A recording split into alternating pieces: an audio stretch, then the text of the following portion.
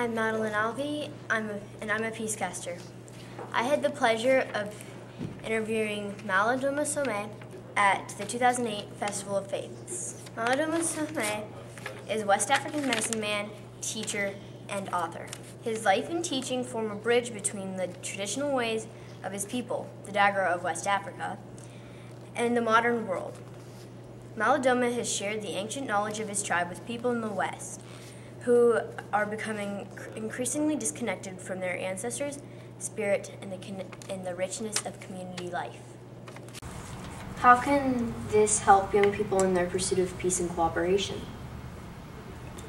When we know that everybody is gifted and everybody is a genius, then there's no room to be jealous, to be envious, to be feeling like, oh, she's got more than me.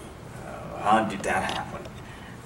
And also, more importantly, the whole idea of injustice will no longer happen. And so people will feel more closer to one another because it's going to be the natural way of being. And therefore, I believe that the reason why we have all this tension and all these crises in the world, it really has to do with the fact that we think that only certain people are gifted, they're good, they're fortunate, and the rest of the people, they don't have nothing. They don't have nothing to offer. What if we can imagine a world in which everybody has something to offer? And if one person doesn't offer something, the whole world is going to get sick. Well, then we start to pay more attention to each other. We start to worry about, where's your gift? I need to see it because otherwise my gift is going to be lonely or something. And so, in a world in which we all worry about each other's gift, then at least we have something to do as a collective. That is not related to war, to hatred, and so forth, but more to peace. What advice do you have for young people who are coming of age? Well, the first and foremost is how much of your gift do you know about? How are you aware of it?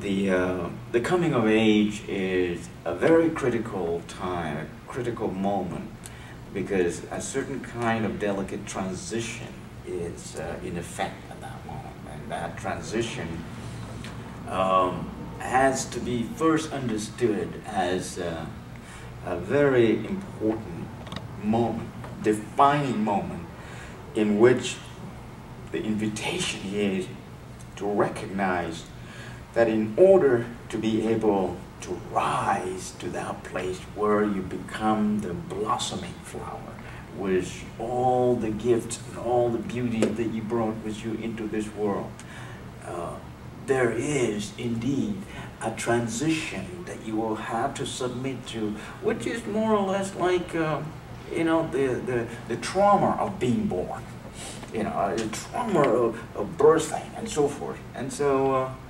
to those who are coming of age, they should know that there is a bright light at the end of the tunnel.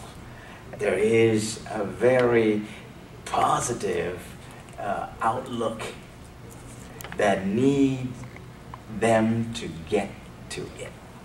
And it should be exciting, and you should run for it. Just go get it, because you are this genius who are now going to blast into the cosmos and become this bright Halley's comet, trailing and shedding light in the dark for everybody to see. And so this should be an exciting time. What else do you have to say about the indigenous spirit inside of you? Well, that indigenous spirit inside of us is that piece that really wants us to remember that we come from this world, that we are not any better than the tree. We are not any better than the animals. We are not any better than the fish in the ocean. And as a result, if we mistreat the environment, we are mistreating ourselves. And so, if we love ourselves sufficiently, we will therefore be very respectful to God's creation, so that we can at least see our own reflection in the complexity of the creation that was there before we arrived.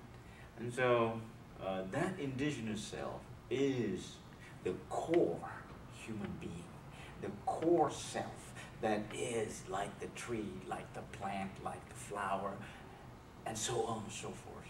And should be friends with the four-legged, the winged, the one that have swimming equipment and so forth, so that we see the way in which we are intertwined and interconnected. That way, there's a chance for a future to be more exciting than the present. All right? Thank you very much for talking to me. Thank you.